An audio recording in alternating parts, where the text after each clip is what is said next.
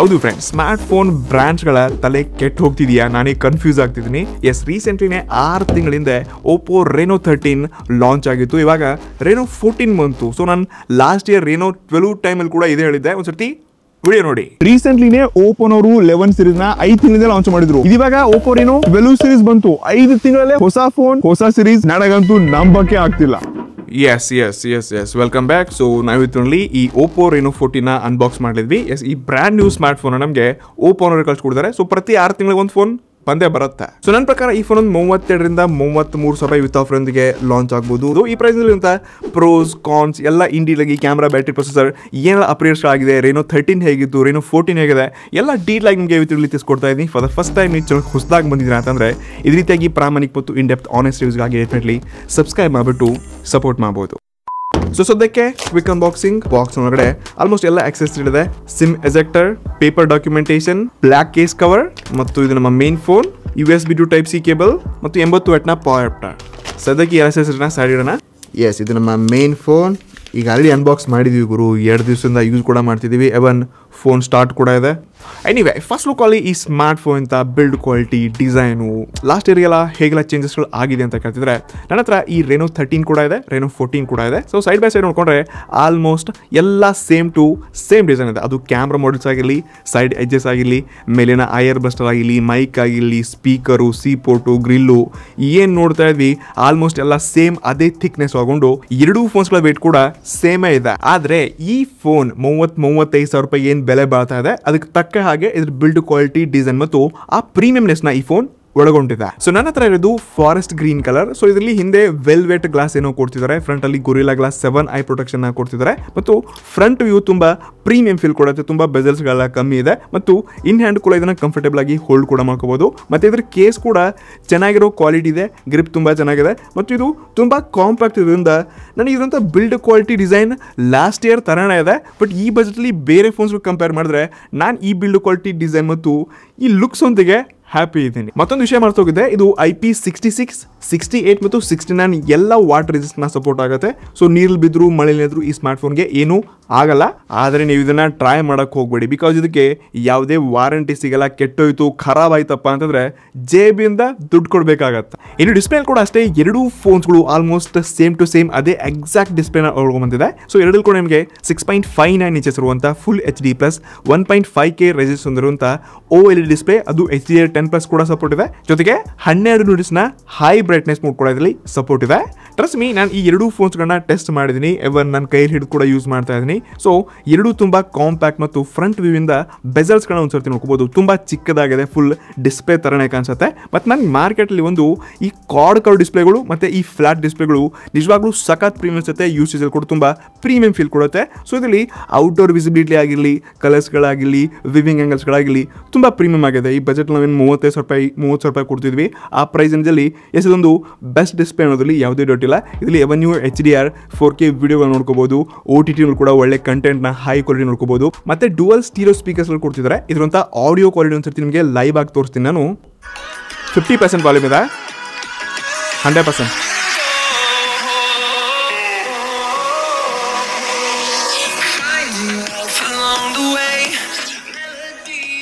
S, ಇದರಿಂದ bottom speaker ನಿಮಗೆ 65% ಬಂದರೆ ಮೇಲಿನ ಸ್ಪೀಕರ್ ಏನಿದೆ ಇದು ಆಲ್ಮೋಸ್ಟ್ ನಿಮಗೆ 35 to 40% ಕೊಡುತ್ತೆ. ಸೊ ಓವರಾಲ್ ಇದರಿಂದ ಡಿಸ್ಪ್ಲೇ ಕ್ವಾಲಿಟಿ, ಮಲ್ಟಿಮೀಡಿಯಾ ಎಕ್ಸ್ಪೀರಿಯನ್ಸ್ ಮತ್ತು ಬ್ರೈಟ್ನೆಸ್, ಕಲರ್ಸ್ಗಳಾಗಲಿ, ಬೇರೆ ಬೇರೆ ವಿಡಿಯೋಗಳು, ಮೂವಿ ನೋಡಬೇಕಾದ್ರೆ ಪ್ರೀಮಿಯಂ ಎಕ್ಸ್ಪೀರಿಯನ್ಸ್ ಇದೆ. 30K ಬಜೆಟಲ್ಲಿ ಇವರು ಹಿಂದಿನ ವರ್ಷದ ಕೊಡಲಿ ಅಥವಾ ಅದ್ರ ಹಿಂದಿನ ವರ್ಷದ ಕೊಟ್ಟರು ಕೂಡ ಕರೆಂಟ್ ಮಾರ್ಕೆಟಲ್ಲಿ ಬೇರೆ ಫೋನ್ಸ್ ಕಂಪೇರ್ ಮಾಡಿದ್ರೆ ಇದಂಥ ಡಿಸ್ಪ್ಲೇ ನಿಜವಾಗ್ಲೂ ಚೆನ್ನಾಗಿದೆ. ನಾನು ಈ ಪ್ರೈಸ್ ರೇಂಜ್ಗೆ ಸ್ಟಿಲ್ ಇನ್ನೂ ಹ್ಯಾಪಿ ಇದ್ದೀನಿ. ಇನ್ನು ಕ್ಯಾಮ್ರಾ ಕೂಡ ಅಷ್ಟೇ ಗುರು, ಈ ಸರ್ತಿ ಹೆವಿ ಆಗಿ ಏನೋ ಎಕ್ಸ್ಟ್ರಾರ್ಡಿನರಿ ಬೆಂಕಿ ಫೀಚರ್ಸ್ ಕೂಡಿದ್ದಾರೆ ಅಂತೆಲ್ಲ. ಸೊ ಲಾಸ್ಟ್ ಇಯರ್ ಸೇಮ್ ಎಲ್ಲ ಸೆನ್ಸರ್ಸ್ಗೊಂದಿಗೆ ಒಂದು ಸೆನ್ಸರ್ಸ್ನ ಮಾತ್ರ ಬದಲಿಸಿದ್ದಾರೆ ಅಷ್ಟೇ. ಸೊ ಇದರಲ್ಲಿ ಹಿಂದಿನ ಭಾಗ ಮೇನ್ ಸೆನ್ಸರ್ ಏನಿದೆ ಇದು ಸೋನಿ IMX 882 ಸೆನ್ಸರ್ ಇದೆ. 8 ಮೆಗಾಪಿಕ್ಸೆಲ್ನ ಅಲ್ಟ್ರಾವೈಡ್ ಮತ್ತೊಂದು 50 ಮೆಗಾಪಿಕ್ಸೆಲ್ನ ಟೆಲಿಫೋಟೋ ಲೆನ್ಸ್ ಕೊಡ್ತಿದ್ದಾರೆ. ಇದು ಸ್ಯಾಮ್ಸಂಗ್ ಅವರ JN5 ಸೆನ್ಸರ್ ಇದ್ದು ಫ್ರಂಟ್ ಅಲ್ಲಿ ಕೂಡ ಸೇಮ್ ಅದೇ 50 ಮೆಗಾಪಿಕ್ಸೆಲ್ ಸ್ಯಾಮ್ಸಂಗ್ JN5 50 ಮೆಗಾಪಿಕ್ಸೆಲ್ನ ಸೆಲ್ಫಿ ಶೂಟರ್ ಕೊಟ್ಟಿದ್ದಾರೆ. ಟ್ರಸ್ಟ್ ಮೀ, ನಾನು ಲಾಸ್ಟ್ 2-3 ದಿವಸಗಳಿಂದ ಇದರಲ್ಲಿ ತುಂಬಾ ಡಿಫ್ರೆಂಟ್ ಕಂಡೀಷನ್ಸ್ ಅಲ್ಲಿ ಬೇರೆ ಬೇರೆ ಜಾಗದಲ್ಲಿ ಫೋಟೋಸ್ಗಳನ್ನ ಟೆಸ್ಟ್ ಮಾಡಿದ್ದೀನಿ. ಎವನ್ ಈ ರೆನೋ 13 ಜೊತೆ ಕೂಡ ಇದನ್ನ ಕಂಪೇರ್ ಮಾಡಿದ್ದೀನಿ. ಪ್ರಾಮಾಣಿಕವಾಗಿ ಇಲ್ಲಿ ಹೇಳ್ಕೊಳ್ಳುವಾಗಿ ಅದ್ಭುತ ಬೆಂಕಿ ನೆಕ್ಸ್ಟ್ ಲೆವೆಲ್ ಕ್ಯಾಮ್ರಾ ಅಂತ ನನಗೆ ಅನಿಸ್ಲಿಲ್ಲ, ಬಟ್ ಕೆಲವೊಂದು ಫೀಚರ್ಸ್ಗಳು ಅಪ್ಗ್ರೇಡ್ ಆಗಿದೆ. ಫಾರ್ ಎಕ್ಸಾಂಪಲ್ ನಾನು ಇಲ್ಲಿ ಸ್ಕ್ರೀನ್ ಕೆಲವೊಂದು ಫೋಟೋಗಳನ್ನ ತೋರಿಸ್ತಾ ಇದ್ದೀನಿ. ಈ ಏನು ಫೋಟೋಸ್ ನೋಡ್ತಿದ್ರೆ ಇದನ್ನೆಲ್ಲ ಡೇ ಕಂಡೀಷನಲ್ಲಿ ಬೆಳಕಲ್ಲಿ ಚೆನ್ನಾಗಿ ಫೋಕಸ್ ಮಾಡಿಬಿಟ್ಟು ಕರೆಕ್ಟಾಗಿ ಫೋಟೋಸ್ಗಳನ್ನ ತೆಗೆದಿದ್ದೀನಿ. ತುಂಬ ಒಳ್ಳೆ ಕಲರ್ಸ್ಗಳು ಬರುತ್ತೆ. ಕೆಲವೊಂದು ಟೈಮ್ ಈ ಸ್ಯಾಚುರೇಷನ್ ಅದು ಜಾಸ್ತಿ ಮಾಡುತ್ತೆ. HDR ಫೋಟೋಸ್ಗಳಿದ್ರೆ ಟ್ರೈ ಮಾಡೋಕ್ಕೆ ಹೋಗ್ಬೇಡಿ. ಬಾಕಿ ನ್ಯಾಚುರಲ್ ಕಂಡೀಷನ್ಸಲ್ಲಿ ಇಂಡೋರ್ ಕೂಡ ಚೆನ್ನಾಗಿ ಬರುತ್ತೆ, ಔಟ್ಡೋರ್ ಕೂಡ ಸಖತ್ತಾಗಿರುವಂಥ ಫೋಕಸ್ ಒಂದಿಗೆ ಒಳ್ಳೆ ಫೋಟೋಗಳು ಬರುತ್ತೆ. ಬಟ್ ನಾನು ಇದನ್ನು ಯಾವಾಗ ಸ್ವಲ್ಪ ಹಾರ್ಡ್ ಟೆಸ್ಟ್ ಮಾಡೋಕ್ಕೆ ಹಿಂದೆ ಹಾರ್ಸ್ ಲೈಟಲ್ಲಿ ಅಥವಾ ಸೂರ್ಯನ ಬೆಳಕಲ್ಲಿ ಈ ರೀತಿ ಫೋಟೋ ತೆಗಿಬೇಕಾದ್ರೆ ಈ ಲೆನ್ಸ್ ಫ್ಲೇರ್ ಮೇಲೆ ಏನಾಗುತ್ತೆ ಗೊತ್ತಿಲ್ಲ, ಬಟ್ ಈ ಫೋಟೋಗಳ ಮೇಲೆ ಈ ಫ್ಲೇರ್ ನೋಡಿ ಬೆಳಕನ್ನ ಇದು ಕರೆಕ್ಟಾಗಿ ಅಡ್ಜಸ್ಟ್ ಮಾಡ್ಕೊಳ್ಳೋದೇ ಅಲ್ಲ. ಸೊ ಈ ವಿಂಡೋ ವ್ಯೂ ನೋಡ್ಕೋಬೋದು ಫೋಟೋ ಹಿಂದೆ ಯಾವ ರೀತಿ ಬರ್ತಿದೆ. ಸೊ ಡಿಫ್ರೆಂಟ್ ಇದೇ ರೀತಿಯಾಗಿ ಹಾರ್ಸ್ ಲೈಟೊಂದಿಗೆ ಹಿಂದೆ ಲೈಟ್ಸ್ ಎಲ್ಲ ಆನ್ ಮಾಡ್ಕೊಂಡು ತಗೊಂಡಿದ್ದೀನಿ.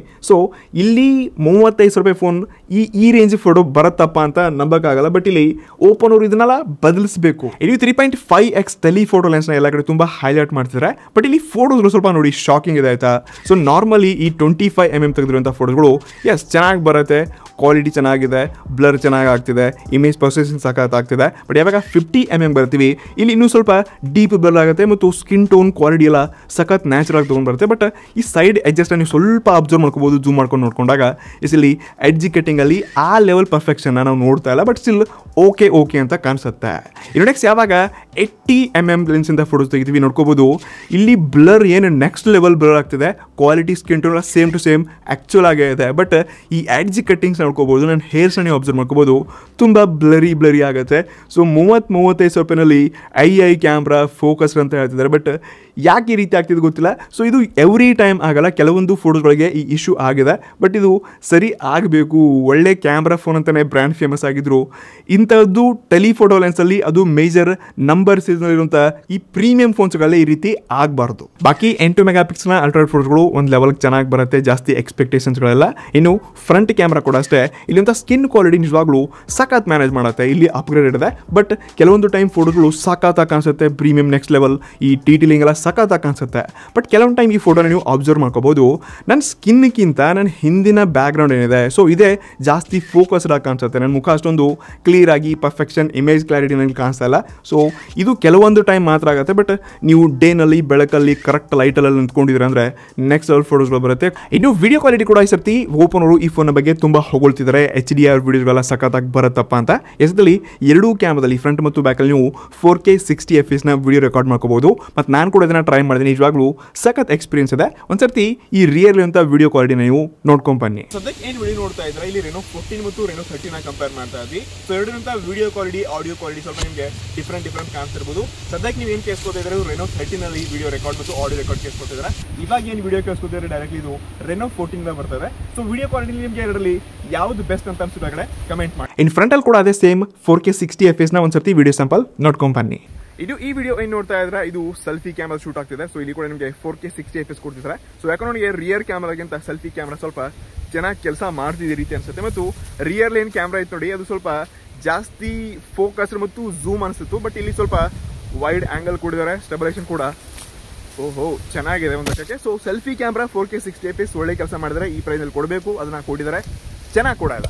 ಆನೆಸ್ಟ್ಲಿ ನಾನು ಈ ಫೋನ್ ಅಂತ ವಿಡಿಯೋ ಸ್ಯಾಂಪಲ್ಸ್ಗಳೆಲ್ಲ ಟೆಸ್ಟ್ ಮಾಡಿದಾಗ ವಿಡಿಯೋ ಮಾಡ್ಕೊಂಡಾಗ ನನಗೆ ಈ ಪ್ರೈಸಲ್ಲಿ ವಿಡಿಯೋ ಕ್ವಾಲಿಟಿ ಸಖತ್ ಇಷ್ಟ ಕೂಡ ಆಯಿತು. ಮತ್ತು ರಿಯಲ್ ನೀವು ಈ ರೀತಿ ಈ ಅಲ್ಟ್ರಾ ವೈಡ್ ಆಗಿರಲಿ 1x 2x ಈ ರೀತಿ ಬೇರೆ ಎಲ್ಲ ಹಿಂದಿನ ಕ್ಯಾಮ್ರಾ ಏನಿದೆ ಇದಕ್ಕೆ ಸ್ವಿಚ್ ಆಗ್ತಾ ನೀವು ಅಲ್ಲೇ ಲೈವ್ ಆಗಿ ರೆಕಾರ್ಡ್ ಮಾಡ್ಕೋಬೋದು. ಮತ್ತೊಂದು ಕ್ರೇಜಿ ಥಿಂಗ್, ನೀವು ಫ್ರಂಟ್ ಕ್ಯಾಮ್ರಾದಿಂದ ಕೂಡ ವಿಡಿಯೋ ಮಾಡಬೇಕಾದ್ರೆ ಝೂಮ್ ಮಾಡಿಕೊಂಡು ವಿಡಿಯೋ ಮಾಡ್ಕೋಬೋದು. ಇದು ಇನ್ಸ್ಟಾಗ್ರಾಮ್ ಅಂತ ಯೂಸರ್ಸ್ಗೆ ರೀಲ್ ಮಾಡೋಕ್ಕೆಲ್ಲ ನಿಜವಾಗ್ಲೂ ತುಂಬ ಯೂಸ್ಫುಲ್ ಇದೆ. ಸೊ ವಿಡಿಯೋ ಕ್ವಾಲಿಟಿ ಸಖತ್ತಾಗಿದೆ, ಬಟ್ ಫೋಟೋಸ್ಗಳಲ್ಲಿ ಇನ್ನೂ ಇಂಪ್ರೂವ್ಮೆಂಟ್ ಬೇಕಾಗಿತ್ತು.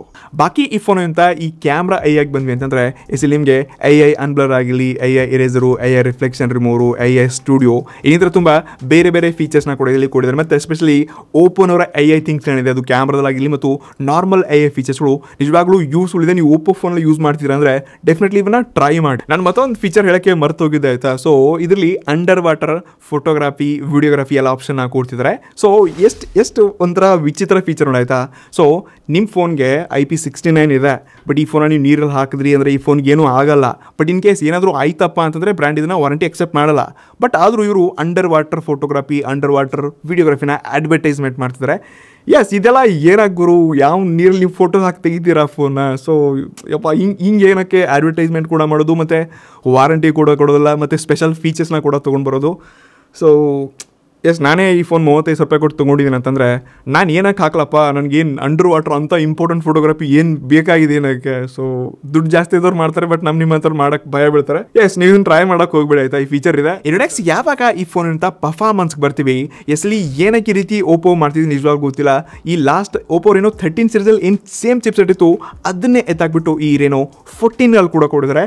ಸೊ ಈ ಚಿಪ್ಸೆಟ್ ಬಗ್ಗೆ ನಾನು ಚೆನ್ನಾಗಿಲ್ಲ ಹಾಗೆ ಹೇಗೆ ಅಂತ ಹೇಳ್ತಿಲ್ಲ. ಸೊ ಈ ಚಿಪ್ಸೆಟ್ ನಿಮ್ಮ ಮಾರ್ಕೆಟ್ಲಿ ಈ ಇನ್ಫಿನಿಕ್ಸ್ ಅವರೆಲ್ಲ 25,000 ಕೊಟ್ಟರೆ, ಮೋಟೋರೋಲಾ 30,000, 29,000 ವಿತ್ ಆಫ್ರೆಂದಿಗೆ Edge 60 Pro ನೋಡೋಕೆ ಸಿಗ್ತಾ ಇದೆ. ಸೊ ಡೆಫಿನೆಟ್ಲಿ ಆ ಪ್ರೈಸ್ ರೇಂಜಲ್ಲಿ ಇದು ಕೂಡ ಲಾಂಚ್ ಆಯಿತು 32, 33 ಅಂದರೆ ಎಸ್ ಈ ಪ್ರೈಸ್ನಲ್ಲಿ ಒಂದು ಒಳ್ಳೆ ಚಿಪ್ಸೆಟ್ ಆಗ್ಬೋದು. ಬಟ್ ಇದರ ಬೆಲೆ ನನ್ನ ಪ್ರಕಾರ ಸ್ವಲ್ಪ ಜಾಸ್ತಿ ಆಗುತ್ತಪ್ಪ ಅಂತ ಅನ್ಸುತ್ತೆ. ಅದರ್ವೈಸ್ ಈ ಚಿಪ್ಸೆಟಲ್ಲಿ ನೀವು 90 FPS ಒಂದು ಒಳ್ಳೆ ಗೇಮ್ ಪ್ಲೇ ಕೂಡ ನೋಡ್ಕೋಬೋದು. ಮತ್ತು ಸ್ಪೆಷಲಿ ಇಲ್ಲಿ ಅಪ್ಗ್ರೇಡ್ ಕಾಣಿಸ್ತಿರೋದು ಚೇಂಜಸ್ ಆಗಿರೋದು ರೆನೋ 13 ಅಂದರೆ ಇದಿರುವಂಥ ಸ್ಪೆಷಲ್ ಗೇಮಿಂಗ್ ಪರ್ಫಾರ್ಮೆನ್ಸ್ ಮತ್ತು ಕೂಲಿಂಗ್ ಸಿಸ್ಟಮ್ ಅಲ್ಲಿ. ಸೊ ಈ ಫೋನ್ ಮಾತ್ರ ಬಂದ ತಕ್ಷಣ ಅಂತೂ ಸ್ಕೋರ್ ಟೆಸ್ಟ್ ಮಾಡಿದ್ವಿ, 13 ಲಕ್ಷ ಪ್ಲಸ್ ಅಂತೂ ಸ್ಕೋರ್ ಬಂತು. CPU ಥ್ರಾಟಲ್ ಟೆಸ್ಟ್ ಮಾಡಿದ್ವಿ, ಕೆಲವೊಂದು ಎಲ್ಲೋ ಲೈನ್ಸ್ ಮತ್ತು ಹೆವಿ ಥ್ರಾಟಲ್ ಜೊತೆಗೆ ಈ ರೀತಿ ಇರುವಂತಹ 15 ನಿಮಿಷಗಳ ಗ್ರಾಫ್ ಕೂಡ ಸಿಕ್ತು. ಸೊ ಇವಾಗ ನಾನು ಇಲ್ಲಿ ಲೈವ್ BGM ಟೆಸ್ಟ್ ಮಾಡಬೇಕಾದ್ರೆ ನನ್ನ ಎಕ್ಸ್ಪೀರಿಯನ್ಸ್ ಸಿಗಿತ್ತು. ನೀವು ಇಲ್ಲಿ ಸ್ಟೇಬಲ್ 90 FPS ನ ಒಂದು ಒಳ್ಳೆ ಗೇಮಿಂಗ್ ಎಕ್ಸ್ಪೀರಿಯನ್ಸ್ ತಗೊಳ್ಬೋದು. ಮತ್ತೆ ಇಲ್ಲಿ ಈ ಲಿಂಕ್ ಬೂಸ್ಟ್ 3.0 ಅಂತ ಏನು ಫೀಚರ್ ಕೊಡ್ತಿದ್ದಾರೆ ಮತ್ತು ಹೈಪರ್ ಬೂಸ್ಟ್ AI 2.0 ಏನಿದೆ ಇದು ಕೂಡ ಇದಕ್ಕೆ ತುಂಬ ಸಪೋರ್ಟ್ ಮಾಡುತ್ತೆ. ಇಲ್ಲಿ ತುಂಬ ಒಂದು ಒಳ್ಳೆ ಎಕ್ಸ್ಪೀರಿಯನ್ಸ್ ಸಿಗುತ್ತೆ. ಮತ್ತು ಡುವಲ್ ಸ್ಟೀರಿಯೋ ಸ್ಪೀಕರ್ಸ್ಗಳಾಗಿರಲಿ, ಇದಿರುವಂಥ ಇಮರ್ಸಿವ್ ಡಿಸ್ಪ್ಲೇ, ತುಂಬ ಬೆಜಲ್ಸ್ ಒಂದಿಗೆ ಕಾಂಪ್ಯಾಕ್ಟ್ ಮತ್ತು ಇನ್ನು ನೀವು ಕಂಫರ್ಟಬಲ್ ಇಟ್ಕೊಂಡು ಒಂದು ಒಳ್ಳೆ ಗೇಮಿಂಗ್ ಎಕ್ಸ್ಪೀರಿಯನ್ಸ್ ಡೆಫಿನೆಟ್ಲಿ ಫೋನಲ್ಲಿ ನೋಡ್ಕೋಬಹುದು. ಮತ್ತು ನಾವೇನಿದ್ರಲ್ಲಿ ಕಂಟಿನ್ಯೂಸ್ಲಿ 3 ಗಂಟೆ 4 ಗಂಟೆ ಏನು ಜಾಸ್ತಿ ಗೇಮ್ಸ್ಗಳ ಆಟ ಆಡಿಲ್ಲ. ಬಟ್ 1-2 ಗಂಟೆ ಇದರಲ್ಲಿ ಗೇಮ್ಸ್ ಆಟ ಆಡಬೇಕಾದ್ರೆ ಜಾಸ್ತಿ ಹೆವಿ ಮತ್ತು ಹೆವಿ ಟೆಂಪರೇಚರ್ನ ಇಶ್ಯೂ ಏನು ನೋಡಿಲ್ಲ. ಬಿಕಾಸ್ ಇದರಲ್ಲಿ ನ್ಯಾನೋ ಡುವಲ್ ಡ್ರೈವರ್ ಕೂಲಿಂಗ್ ಆರ್ಕಿಟೆಕ್ಚರ್ನ ನೋಡ್ತಾ ಇದ್ವಿ. ಸೊ ಇಲ್ಲಿ ಬಿಸಿ ಕೂಡ ಆಗಲ್ಲ ಮತ್ತು ಪರ್ಫಾರ್ಮೆನ್ಸ್ ಅಲ್ಲಿ ಕೂಡ ಯಾವುದೇ ಇಶ್ಯೂ ಇಲ್ಲ. ನಾನು ಪರ್ಫಾರ್ಮೆನ್ಸ್ ಅಲ್ಲಿ ಚಿಪ್ಸೆಟ್ ಏನೋ ಅಪ್ಗ್ರೇಡ್ ಆಗಿಲ್ಲ, ಬಟ್ ಗೇಮಿಂಗ್ ಎಕ್ಸ್ಪೀರಿಯನ್ಸ್ ಅಲ್ಲಿ ಸ್ವಲ್ಪ ಬೆಟರ್ ಫೀಲ್ ಕೊಡುತ್ತೆ ಬೇರೆ ಫೋನ್ಸ್ಗಳಿಗಿಂತ. ಸೊ ಇದರಲ್ಲಿ ಸ್ವಲ್ಪ ಹ್ಯಾಪಿ ಅಥವಾ ಕಾಂಪ್ರಮೈಸು ಅಡ್ಜಸ್ಟ್ಮೆಂಟ್ ಅಥವಾ ಬೇರೆ ಫೀಚರ್ಸ್ ನೋಡಿಕೊಂಡು ಓಕೆ ಅಂತ ಹೇಳ್ಬೋದು. ಇನ್ನು ಕೊನೆಯದಾಗಿ ಯಾವಾಗ ಈ ಫೋನ್ ಅಂತ ಬ್ಯಾಟ್ರಿಗೆ ಬರ್ತೀವಿ, ಎಸ್ಲಿ ಅಪ್ಗ್ರೇಡ್ ಮಾಡಿದ್ದಾರೆ. ಜಸ್ಟ್ ಅದು 400 mAh ಅನಿಸ್ಬೋದು, ಬಟ್ ನಿಮಗೆ ರಿಯಲ್ ಲೈಫ್ ಯೂಸೇಜಲ್ಲಿ ಈ ರೆನೋ 13 ಸ್ವಲ್ಪ ಬೆಟರ್ ಎಕ್ಸ್ಪೀರಿಯನ್ಸ್ ಡೆಫಿನೆಟ್ಲಿ ಇದರಲ್ಲಿ ನೋಡೋಕ್ಕೆ ಸಿಗುತ್ತೆ. ಎಸ್ಲಿ 6000 mAh ಬ್ಯಾಟ್ರಿಯೊಂದಿಗೆ 80 ವ್ಯಾಟ್ನ ಪವರ್ ಟ್ರೈನ್ ಬಾಕ್ಸ್ ಕೊಡ್ತಿದ್ದಾರೆ. ಸೊ ಲಾಸ್ಟ್ ಇಯರ್ ಕೂಡ ಸೇಮ್ ಅದೇ 80 ವ್ಯಾಟ್ ಇತ್ತು. ಅಟ್ಲೀಸ್ಟ್ ಇಲ್ಲಿ ಪವರ್ ಅಡಾಪ್ಟರ್ ಬ್ಯಾಟ್ರಿ ಜಾಸ್ತಿ ಆಗಿದೆ ಅಂದರೆ ಪವರ್ ಅಡಾಪ್ಟರ್ ಕೂಡ 100 ವ್ಯಾಟ್ ಎಲ್ಲ ಕೊಟ್ಟಿದ್ರೆ ಚೆನ್ನಾಗಿರ್ತಿತ್ತು. ಬಾಕಿ ಈ ಫೋನ್ 0 to 100% ಚಾರ್ಜ್ ಆಗೋಕ್ಕೆ 48 ಮಿನಿಟ್ಸ್ ಬೇಕಂತ ಬ್ರ್ಯಾಂಡ್ ಹೇಳುತ್ತೆ. ಬಟ್ ನನ್ನ ಪ್ರಕಾರ ಸ್ವಲ್ಪ ಜಾಸ್ತಿ ಟೈಮ್ ತೊಗೊಳುತ್ತೆ ಅಂತ ಅನ್ಸುತ್ತೆ. ಮತ್ತು ಯೂಸೇಜಲ್ಲಿ ನಾನು ಇದನ್ನು 1 ಟೈಮ್ ಚಾರ್ಜ್ ಮಾಡ್ಕೊಂಡಿದ್ದೀನಿ, ಅದನ್ನು ಬಿಟ್ಟರೆ ಜಾಸ್ತಿ ಚಾರ್ಜ್ ಇಲ್ಲ. ಸ್ಟಿಲ್ ಇನ್ನೂ 12% ಬ್ಯಾಟ್ರಿ ಉಳ್ಕೊಂಡಿದೆ. ಸೊ ಈ ಫೋನ್ ಸೇಮ್ ಥಿಕ್ನೆಸ್ ಇದ್ದರೂ ಬ್ಯಾಟ್ರಿ ಅಪ್ಗ್ರೇಡ್ ಮಾಡಿದರೆ ಚಿಕ್ಕ ಪುಟ್ಟ ಚೇಂಜಸ್ಗಳಾಗಿದೆ. ಬಟ್ ಸ್ವಲ್ಪನಾದರೂ ಅಪ್ಗ್ರೇಡ್ ಆಗಿದೆ ಅನ್ನೋದಕ್ಕೆ ಓಪೋ ಫ್ಯಾನ್ಸ್ಗೆ ನಾವು ಇದನ್ನು ಹೈಲೈಟ್ ಮಾಡ್ಬೋದು. ಇದನ್ನ ಬಿಟ್ಟು ಅಂತಂದರೆ ಇದರಲ್ಲಿ ಇನ್ಸ್ಟೆಂಟ್ ಫಿಂಗರ್ ಪ್ರಿಂಟ್ನ ಕೊಡ್ತಿದ್ದಾರೆ, ತುಂಬ ಕ್ವಿಕ್ ಮತ್ತು ಸೂಪರ್ ಫಾಸ್ಟಾಗಿ ಅನ್ಲಾಕ್ ಆಗುತ್ತೆ. 3+4 ಇಯರ್ಸ್ನ OS ಅಪ್ಡೇಟ್ ಕೊಡ್ತಿದ್ದಾರೆ. ಮತ್ತು ಇದರಲ್ಲಿ LPDDR5X ಮತ್ತು UFS 3.1 ಸ್ಟೋರೇಜ್ ಅನ್ನು ಕೊಡ್ತಿದ್ದಾರೆ. ಇದ್ರ ಬಗ್ಗೆ ಯಾವುದೇ ಕ್ಲಾರಿಫಿಕೇಶನ್ ಇಲ್ಲ. ಮೇ ಬಿ UFS 3.1 ಅಂತ ಇದೆ, ಬಟ್ ಈ LPDDR5 ಇದೆಯಾ ಅಥವಾ 5X ಗೊತ್ತಿಲ್ಲ. ಬಟ್ ಡೆಫಿನೆಟ್ಲಿ ಡುವಲ್ ಸ್ಟೀರಿಯೋ ಸ್ಪೀಕರ್ಸ್ಗಳಾಗಿರಲಿ, ಇದರಂಥ ವೈಫೈ ಕನೆಕ್ಟ್ಸ್ ಆಗಿರಲಿ ಮತ್ತು ಈ ಲಿಂಕ್ ಬೂಸ್ಟ್ 3.0 ಎಲ್ಲ ಏನು ಕೊಡ್ತಿದ್ದಾರೆ. ಇದರಲ್ಲಿ ನೆಟ್ವರ್ಕ್ ಇಶ್ಯೂ ಇಲ್ಲ. ಮತ್ತು ಮಾರ್ಕೆಟ್ಲಿ ಇದು ಒಂದೇ ನೋಡಿ ಓಪೋನವರು ಒಂದು ಬೆಸ್ಟ್ ಮತ್ತು ಬೆಂಕಿ ಫೀಚರ್ನ ಕೊಡ್ತಿದ್ದಾರೆ. ನೆಟ್ವರ್ಕ್ ನಿಮಗೆ ಫೋನ್ ಯಾವತ್ತೂ ಇಶ್ಯೂ ಆಗಲ್ಲ. ಮತ್ತು ಎಲ್ಲ ಆಲ್ಮೋಸ್ಟ್ 5G ಬ್ಯಾಂಡ್ಸ್ಗಳನ್ನ ಕೂಡ ಕೊಡ್ತಿದ್ದಾರೆ. ಸೊ ಓವರ್ ಆಲ್ ಬೇರೆ ಫೋನ್ಸ್ಗಳಿಗೆ ಕೆಲವೊಂದು ಇದರಂಥ ಸ್ಪೆಷಲ್ ಫೀಚರ್ಸ್ನ ಕಂಪೇರ್ ಮಾಡ್ಕೊಂಡಾಗ ಸ್ವಲ್ಪ ಬೇರೆಕ್ಕಿಂತ ಸ್ವಲ್ಪ ಈ ಫೋನ್ ಡಿಫ್ರೆಂಟ್ ಆಗಿದೆ. ಬಟ್ ಬೇರೆ ಫೋನ್ಸ್ಗಳು ಸದ್ಯಕ್ಕೆ ಮಾರ್ಕೆಟ್ನ ಕ್ಯಾಪ್ಚರ್ ಮಾಡೋಕ್ಕೆ ಬೆಂಕಿ ಕ್ಯಾಮ್ರಾನೇ ಒಂದಿರುತ್ತೆ, ಅಥವಾ ಬೆಂಕಿ ಚಿಪ್ಸ್ ಏನಾದರೂ ಒಂದಿರುತ್ತೆ, ಅಥವಾ ಬೆಂಕಿ ಡಿಸೈನ್ ಇರುತ್ತೆ, ಏನಾದರೂ ಹಾರ್ಡ್ಲಿ ಇರುತ್ತೆ. ಸೊ ಅಂಥದ್ದಿದ್ರಲ್ಲಿ ಏನು ತುಂಬ ದೊಡ್ಡದಾಗಿ ಹೈಲೈಟ್ ಆಗಿ ಬದಲಾಗಿದೆ, ಅದ್ಭುತ ಬೆಂಕಿ, ಇದು ನೆಕ್ಸ್ಟ್ ಲೆವೆಲ್ ಇದೆ.